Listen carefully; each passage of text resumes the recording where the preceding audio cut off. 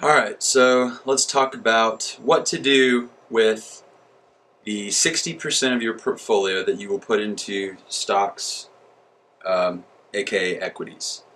And keep in mind, that's what a stock is. It's a piece of ownership of a company or equity. So this is kind of fun to do, but basically think about it. Think about a top-down approach. So you say, okay, 60% of my portfolio is going to be in equities.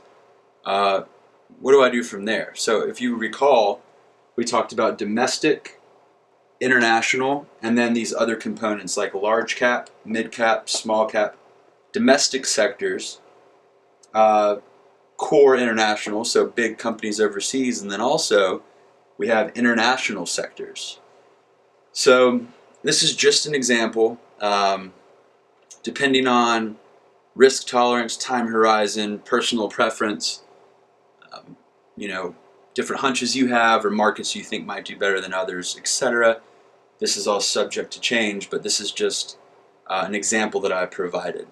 So let's say that we're going to put 50% in domestic.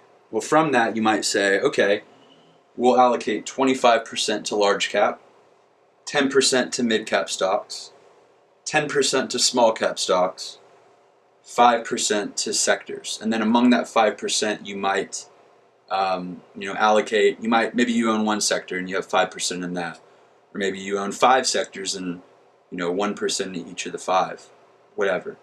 Then from this total of 60, say that 10% is international. Well, maybe we have 5% in a core fund. For example, there might be there's ETFs and mutual funds out there that are European ETFs, so it's European companies, or you could have an Asian ETF. Some of those, one of the most popular ones is ex-Japan, so you get exposure to developed Asia minus Japan. You might have a Latin American ETF, things like that, and there's tons of them out there, and you can pretty much slice and dice it how you want. And then also international sector ETFs, which are the same sectors that we talked about in a prior video, but instead of investing in domestic companies, you're slicing and dicing it for international companies.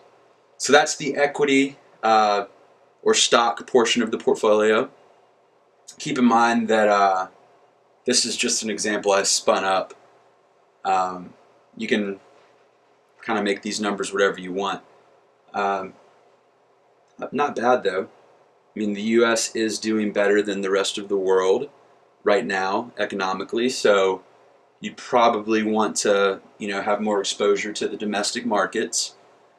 The only thing that I might change from this example I whipped up is maybe have a higher percentage in small cap companies.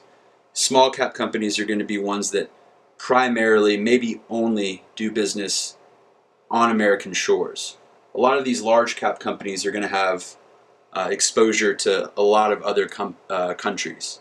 So if other countries around the world are struggling or in recessions, then you might see companies in this group get hit a little bit.